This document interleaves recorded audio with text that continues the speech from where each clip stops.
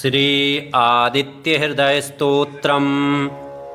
ततो युद्धपरिश्रान्तं समरे चिन्तया स्थितं रावणं चाग्रतो दृष्ट्वा युद्धाय समुपस्थितं दैवतैश्च समागम्य द्रष्टुमभ्यागतो रणम् उपगम्याब्रवीद्राम मगस्त्यो भगवांस्तदा राम राम महाबाहो शृणु गुह्यं सनातनं येन सर्वान् नरीन् वत्स समरे विजयिष्यसि आदित्यहृदयं पुण्यं सर्वशत्रुविनाशनं जयावहं जपं नित्यमक्षयं परमं शिवं सर्वमङ्गलमाङ्गल्यं सर्वपापप्रणाशनं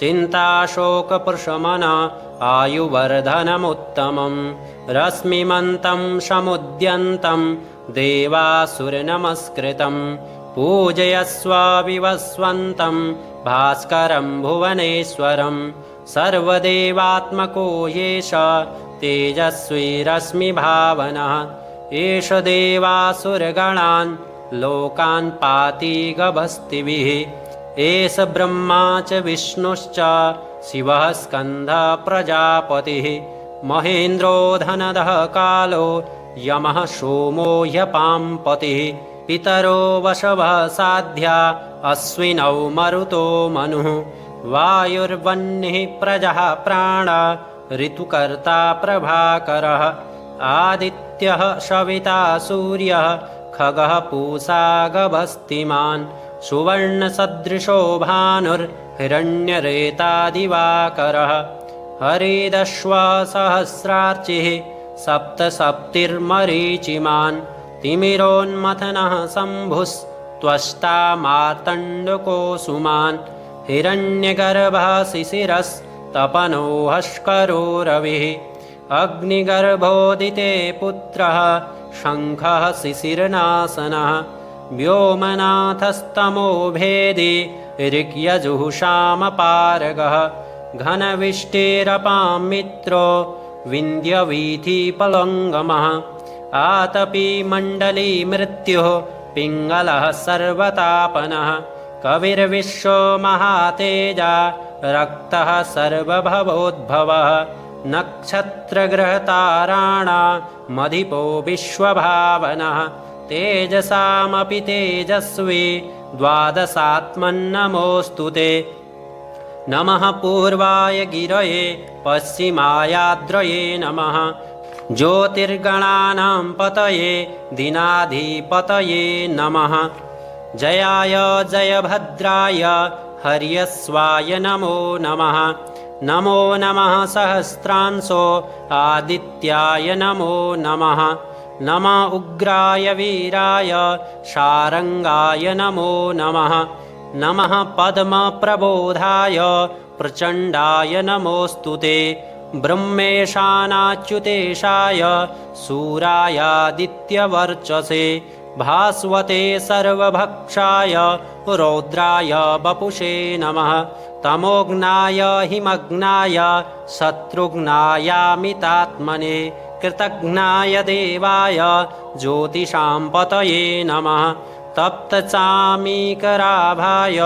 हरये विश्वकर्मणे नमस्तमोभिघ्नाय रुचये लोकसाक्षिणे नाशयत्येष वैभूतं त्वमेव सृजति प्रभुः पायत्येष तपत्येष वर्षत्येष गभस्तिभिः एष सुप्तेषु जागरति भूतेषु परिनिष्ठितः एष चैवाग्निहोत्रं च फलं चैवाग्निहोत्रिणां देवाश्च कृतवश्चैव क्रतूनां फलमेव च यानि कृत्यानि लोकेषु सर्वेषु परमप्रभुः एनमापत्सु कृच्छ्रेषु कान्तारेषु भयेषु च कीर्तयन् पुरुषः कश्चिन्नावसीदति राघव पूजयस्वैनमेकाग्रो देवदेवं जगत्पतिम् एतत् त्रिगुणितं जप्त्वा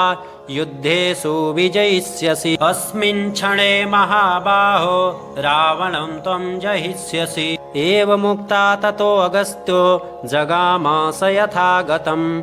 एतच्छ्रुत्वा महातेजा नष्टशोको भवत्तदा। धारयामास सुप्रीतो राघवः प्रयतात्मवान्। आदित्यं प्रेक्ष्य जपे त्वं परं हर्षमवाप्तवान्। त्रिराचम्य सुचिर्भूत्वा धनुरादाय वीर्यवान्। रावणं प्रेक्ष्य हृष्टात्मा जयार्थं समुपागतं। सर्वयत्नेन महता वृतस्तस्य वधेऽभवत्। अथ रविरवदन्निरीक्ष्य रामं मुदितमनः परमं प्रहिष्यमाणः। निशिचरपतिसंशयं विदित्वा सुरगणमध्ये गतो वचस्त्वरेति। श्रीवाल्मीकि रामायणे युद्धकाण्डे अगस्त्यप्रोक्त आदित्यहृदय स्तोत्रम् आदित्यदेवताः प्रीयतां नमः। सूर्याष्टकम्। आदिदेव नमस्तुभ्यं प्रसीद मम भास्कर। दिवाकर नमस्तुभ्यं प्रभाकर नमोऽस्तु ते। सप्ताश्वरथमारूढं प्रचण्डं कश्यपात्मजं। श्वेतपद्मधरं देवं तं सूर्यं प्रणमाम्यहं। लोहितं रथमारूढं सर्वलोकपितामहं। महापापहरं देवं तं सूर्यं प्रणमाम्यहं। त्रैगुण्यं च महासूरं ब्रह्मा विष्णु महेश्वरं। महापापहरं देवं तं सूर्यं प्रणमाम्यहं। बृंहितं तेजः पुञ्जं च वायुमाकाशमेव च। प्रभुं च सर्वलोकानां तं सूर्यं प्रणमाम्यहं। बन्धूकपुष्पशङ्कासं हारकुण्डलभूषितम् एकचक्रधरं देवं तं सूर्यं प्रणमाम्यहं। तं सूर्यजगत्कर्तारं महातेजप्रदीपनं। महापापहरं देवं तं सूर्यं प्रणमाम्यहं। तं सूर्यं जगतां नाथं ज्ञानविज्ञानमोक्षदं। महापापहरं देवं तं सूर्यं प्रणमाम्यहं। सूर्याष्टकं पठे नित्यं ग्रहपीडाप्रणाशनम्। अपुत्रो लभते पुत्रं दरिद्रो धनवान् भवेत्। आमिषं मधुपानं च यः करोति रवेर्दिने। सप्तजन्म भवेद्रोगी प्रतिजन्म दरिद्रता। स्त्रीतैलमधुमासानि यस्त्यजेतु रवेर्दिने। न व्याधिशोकदारिद्र्यं सूर्यलोकं गच्छति। सूर्यलोकं गच्छति।